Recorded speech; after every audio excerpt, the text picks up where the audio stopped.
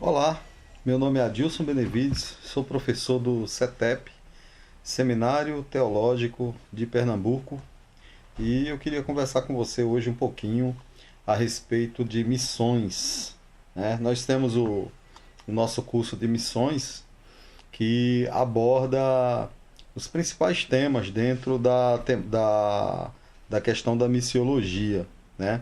A necessidade de o mundo ter missionários, as qualificações dos missionários, porque uma igreja pequena, não existe igreja pequena que não possa fazer missões, entre outros assuntos, né? Principalmente a questão da abordagem dos não alcançados que vivem na janela 10 por 40, assim comumente acabou se denominando, né? A chamada janela 10-40.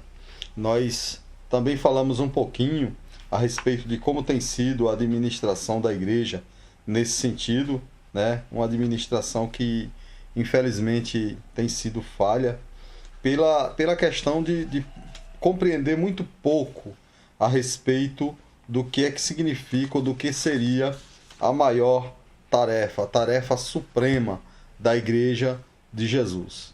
Por que será que Jesus deixou você aqui na terra, você e eu?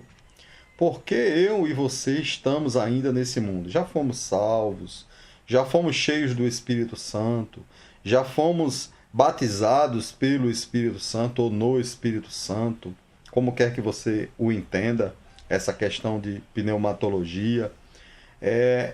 Estamos congregando, estamos buscando a Deus, estamos adorando a Ele em espírito e em verdade. Mas por quê? Por qual motivo ainda estamos aqui? Spurgeon tinha um sermão que ele gostava de dizer que Deus nunca deixaria um só dos seus santos fora do céu sem um propósito. Se nós estamos aqui, é porque existe um propósito divino, um chamado divino, uma incumbência divina, uma tarefa divina a ser executada por nós. Cada um de nós tem um talento, tem um dom, tem uma capacidade, tem uma visão a cumprir, um projeto, um chamado, um plano divino a ser executado sobre a sua própria vida. E eu queria ler, né, um texto com você hoje, que está no livro do profeta Ezequiel, ainda sobre esse assunto, né? Queria falar sobre a tarefa suprema da igreja. Ezequiel capítulo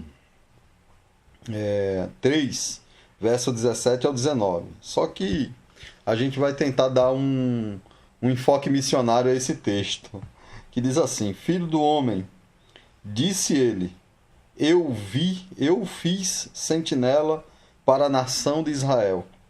Por isso ouça a palavra que digo e leve a eles a minha advertência.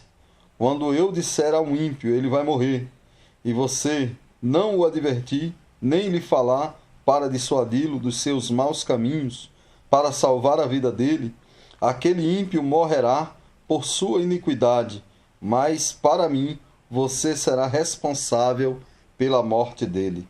Se, porém, você advertir o ímpio, e ele não se desviar da sua impiedade, dos seus maus caminhos, ele morrerá na sua iniquidade, mas você estará livre desta culpa. Então, o texto mostra, aplicando às missões Ezequiel 3, verso 17, assim como ele foi chamado e levantado por Deus para falar à casa rebelde de Israel, né? A igreja do Senhor tem sido levantada nessa terra para fazer a diferença e falar ao mundo que está mergulhado no pecado, ao mundo que não tem Deus, não tem paz e não tem salvação, segundo o apóstolo São Paulo na carta aos Efésios, né? Então, nós temos a maior mensagem, nós temos a maior oportunidade. Nós estamos ou temos a oportunidade de fazer aquilo que os anjos anseiam por fazer, certo? Qual é a maior tarefa da igreja? Eu queria refletir com você nesse pequeno vídeo, nessa pequena reflexão. Qual é? A igreja está envolvida em muitas coisas, né? A igreja está envolvida em política, a igreja está envolvida na construção de templos, a igreja está envolvida na beneficência, na ação social, no cuidado com os necessitados. A igreja está envolvida no louvor, nos projetos de louvor, né? A igreja está envolvida em plantar a semente no seu próprio bairro, na sua própria circunvizinhança, né? Mas queria saber qual é a maior tarefa da igreja. Para você, qual seria a maior tarefa da igreja? Segundo Jesus, a maior tarefa da igreja é a evangelização do mundo. A maior tarefa da igreja chama-se missões. Missões é a maior tarefa da igreja do Senhor Jesus Cristo. Quando Deus deu o seu Filho único, Ele deu pelo mundo. Quando Deus amou, Ele amou o mundo. Se você analisar o texto de Mateus 13:38, Jesus interpretando, mostrando o conteúdo, a essência, a explicação da parábola do joio e do trigo, ele diz que o campo é o mundo. O mundo equivale a muito mais do que o seu bairro. O mundo equivale a muito mais do que a sua cidade. O mundo equivale a muito mais do que o seu estado, a sua nação, o seu país. Nem todas as nações da terra estão habitando na sua cidade. Nem todas as nações do mundo estão habitando no seu estado. Portanto, você deve ir ao mundo. Um outro texto áureo da Bíblia, além de João 3:16, é o texto de Marcos, capítulo 16, versículo 15. Ide por todo o mundo e pregai o evangelho a toda criatura. Nem todos os crentes acreditam na necessidade que temos de ir a todo o mundo. Nem todos os crentes acreditam, levam a sério esse texto, onde Jesus ele acreditava. Sim, acreditava porque no original grego não está dizendo ide, mas está dizendo e tendo ido, preguem a todo o mundo. Ou seja, é como se ele estivesse dizendo, eu confio em vocês, eu sei que vocês irão, eu sei que vocês serão capazes de ir, eu sei que vocês obedecerão a minha ordem, eu sei que vocês irão. Quando vocês forem, no grego está escrito assim, e tendo ido, quando vocês forem, então preguem o evangelho a todo mundo, a toda criatura, a todo ser, né, humano disponível no planeta. E essa é uma obra que já foi feita pelos apóstolos. Em apenas 60 anos eles cumpriram esse chamado, evangelizaram então o mundo conhecido, né? Mas depois que eles terminaram esse trabalho, a igreja infelizmente dormiu um sono dos debates, das discussões teológicas, né? E esfriou o apetite, né, por missões. Senão, veio despertar, nem com os reformadores, né? Os reformadores não eram missionários, nenhum deles. Nem com eles isso foi possível ser mudado. Mas, a partir de Guilherme Carey, ou William Carey, como você queira, o inglês, apelidado de pai das missões modernas, ele sai sem recursos nenhum, sem apoio nenhum da Sociedade Bíblica Britânica ou da sua igreja, entra no navio e vai para a Índia, para ali pregar, ministrar o Evangelho do Senhor Jesus Cristo. E ele inaugura uma nova era para a igreja, né, para que a igreja se torne missionária. A partir dali, a igreja começa a enviar missionários. Mas mesmo assim, até os nossos dias, nós temos hoje quase 6.000 línguas, né, no planeta, sendo que praticamente um terço delas a Bíblia está traduzida ou partes do Novo Testamento. 2/3 desse total não tem a Bíblia ou sequer porções do Novo Testamento traduzidas no seu idioma. Então, muitos povos não têm a Bíblia sequer no seu idioma. Muitos missionários estão voltando dos campos. A maioria, 90% dos missionários que têm sido enviados, eles têm sido enviados para fora da janela 1040, né? Na verdade, não são missionários, são magnatas. Aquelas pessoas que, no afã de dizer que faz missões, está indo para um país já evangelizado e vive como pessoas abastadas, né? É a mesma coisa de você dizer, eu vou evangelizar um país alcançado, né? Não é o mesmo de você dizer, eu vou evangelizar um país que nunca ouviu a palavra de Deus. Eu ir para a Inglaterra evangelizar, a Inglaterra com uma herança cultural cristã tão antiga e forte, né? Como posso deixar de ir para o Turcomenistão e escolher a Inglaterra? Então, essas pessoas que se intitulam missionários e estão nos campos, infelizmente, a maioria deles, né, 90% está atuando em áreas já evangelizadas. Ninguém está indo onde ninguém nunca pregou, onde o evangelho ainda não é conhecido. Mesmo com o advento da internet, mesmo com a oportunidade que a tecnologia está dando, né, ainda existe pessoas que não ouviram falar de Jesus Cristo. E como o apóstolo Paulo dizia nas suas cartas, digo isso para a vergonha vossa, porque a responsabilidade pertence a cada um de nós. Mas, pastor, o que é que eu faço? Eu tenho família, eu trabalho, eu não posso ir para o campo missionário. Se você não pode ir para o campo missionário, então envie alguém no seu lugar. Mas o mundo precisa ser evangelizado. A mensagem precisa chegar às nações não alcançadas. Só para você ter uma ideia da necessidade, do clamor, do choro que existe no mundo, um choro oculto, um choro que não passa no jornal.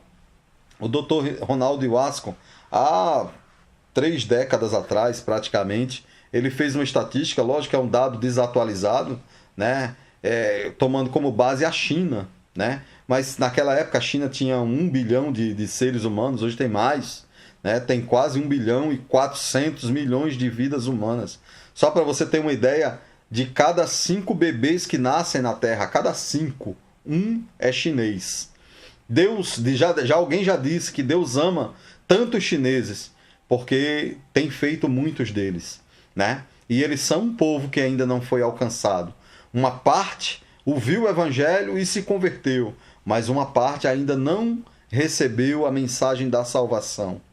E Ronaldo Iwasco, ele discorre dizendo na Geografia Missionária que na época que a China tinha 1 bilhão de pessoas, se você fosse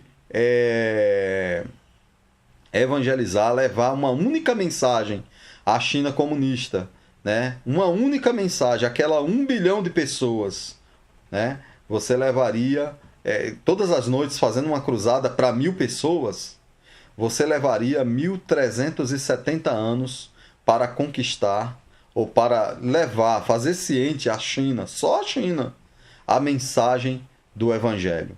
Olha quanto trabalho nós precisamos fazer. Aquele que não pode ir ao campo missionário deve financiar para que outro possa ir, para que outro vá. Aquele que não pode ir ao campo missionário deve orar por missões. Uma das 5 principais orações, né, na Bíblia, que a Bíblia manda fazer, mas nós não fazemos, é a oração por missões, né? A Bíblia manda fazer, vamos dar um exemplo, orar por Jerusalém, né? Salmo 122, ninguém ora. A Bíblia manda orar pelos seus inimigos, a maioria não ora. E assim sucessivamente. São 5 orações menos feitas na Bíblia. Uma delas também fala sobre a vinda de Jesus, né? Maranata, ora vem Senhor Jesus. O desejo ardente de que Jesus venha. E uma das orações menos feitas é a oração por missões. O Senhor Jesus mesmo, ele disse aos seus discípulos, né? Rogai, pois, ao Senhor da seara que envie mais obreiros para a sua seara, né? Porque os campos são enormes, e os obreiros são poucos. Há uma demanda muito grande por missionários e poucos estão disponíveis, poucos em poder, poucos em capacidade, poucos em visão, porque missão não é uma questão de imposição, missão não é mais um trabalho da igreja, missão não é um departamento da igreja. Por exemplo, tem igreja que tem lá a sociedade missionária. Sociedade Feminina Missionária. O grande Oswald Smith, ele já dizia que na igreja dele nunca, nunca haveria uma sociedade de homens missionários ou uma sociedade de mulheres missionárias. Porque no entendimento dele, eu concordo com ele, né? Cada homem, cada mulher da igreja dele, ele dizia que fazia parte da sociedade feminina missionária. Não podemos delegar a evangelização do mundo a apenas um departamento. Não devemos delegar as missões somente ao orçamento da igreja, mas devemos trazer as missões para o púlpito e desafiar o povo para que possa contribuir e enviar missionários que estão capacitados em nosso meio. E aqueles que não estão capacitados, se capacitem, estudem, busquem cursos sobre missões, né? Busque conosco no CETEP, nós temos. Busque em outras instituições que estão trabalhando também pelo reino. Busque uma agência missionária, OM, né? Kairos e tantas outras que existem aí, que treinam missionários, que dão fundamento para os missionários, que dão subsídios comportamentais, antropológicos, que dão preparação para que os missionários vão para o campo. Procure uma boa base bíblica, estude teologia, né? Se forme, se prepare para que você possa ir para o campo. Assim foi com toda a maioria dos missionários que fizeram sucesso no campo, no trabalho de missões. Tá certo? Deus deseja que você não só ore por missões, se você não pode ir ao campo missionário. Deus deseja que você contribua com missões, envie alguém em seu lugar para o campo missionário. E há pessoas que estão me ouvindo que Deus não quererá a sua oração e nem aceitará a sua oferta enquanto você mesmo não for ao campo missionário. Enquanto você mesmo não invadir os 5 mundos que existem para serem conquistados por Cristo. O mundo islâmico, o mundo hindu, o mundo muçulmano, o mundo taoísta, né? E tantos outros mundos, budista, por exemplo, é um grande mundo na Ásia, né? Que precisa ouvir a mensagem de salvação e precisa ser salvo por Cristo. Existe um texto também em Atos 4, que eu gosto muito e você conhece muito bem, Atos 4 e versículo 17, não, 13, não, 17, acho que é 17, Atos 4, que diz que em nenhum outro há salvação, porque também debaixo do céu não existe nenhum outro nome pelo qual importa que sejamos salvos, né? Não existe nenhum outro nome. Se houvesse outro nome, a igreja estaria desculpada. Se houvesse outro nome, outra oportunidade de salvação, um outro caminho, uma outra forma de ser salvo, uma outra forma de chegar ao céu, que não por intermédio do Evangelho, que não por intermédio de Jesus, então a igreja estaria desculpada. Opa, fica tranquilo. Mas se só existe um caminho, um meio, não existe outro nome pelo qual importa que sejamos salvos, então a minha responsabilidade como pregador, ela dobra, ela triplica. A minha responsabilidade como igreja que proclama, como igreja missionária, ela triplica, ela multiplica, e eu preciso ser alguém que anuncia esta mensagem de salvação a todas as pessoas do mundo. Começando por Jerusalém, Samaria, Judeia e até os confins da terra. Começando por Jerusalém, começando pela sua família, começando pela sua casa. Faça missões na sua casa, evangelize a sua casa, levante um altar de oração na sua casa, levante um culto na sua casa, adore a Deus na sua casa, fale da palavra de Deus no seu lar, na sua família. Samaria, né? Na sua região circunvizinha, evangelize. Onde tiver oportunidade, pregue, ministre, seja uma propaganda de Jesus. No seu estado, né? Faça a evangelização no seu estado. Você também é responsável por fazer missões estaduais, missões urbanas, missões nas cidades, missões na área rural, missões nos presídios, nos hospitais, né? Todos esses lugares estão carentes de missionários. e nós precisamos fazer alguma coisa. Eu posso não ir no Turcomenistão, mas eu posso alcançar o meu próprio estado. Eu posso não ir nas regiões mais distantes da Ásia, mas eu posso alcançar as regiões da minha cidade, né, da minha circunvizinhança. E, ao mesmo tempo, enquanto você faz isso, faça a evangelização transcultural, que rompe cultura, que rompe fronteiras e que avança até os confins da terra, indo ao campo missionário, se você pode, se você tem a oportunidade, ou então financiando que outro vá no seu lugar e faça missões em nome do Senhor Jesus Cristo. Tá certo? É isso que o Salvador do mundo espera de você. É isso que o mundo clama pela chegada de um missionário. E seja alguém como você, ou seja alguém que você enviou. Tá bom? Fique com esta palavra em nome do Senhor Jesus. Que Deus te abençoe. Eu quero só finalizar dizendo que o CETEP está com vagas abertas aí para o curso de missões. É um curso que tem a duração somente de 1 mês. Tá certo? Tem muito conteúdo lá para preparar você, né, para as missões, para dar uma boa visão, uma introdução ao assunto e sobre a necessidade que vive o nosso mundo de pregação do Evangelho em todos os rincões do mundo. Tá certo? Nós tratamos de vários assuntos dentro deste curso. Entre em contato conosco para fazer parte. Nós temos as nossas aulas aí em vídeo que vão ajudar você a estender ainda mais o seu conteúdo dentro desse assunto. Tá certo, querido? Deus te abençoe. Paz do Senhor, fica com Deus.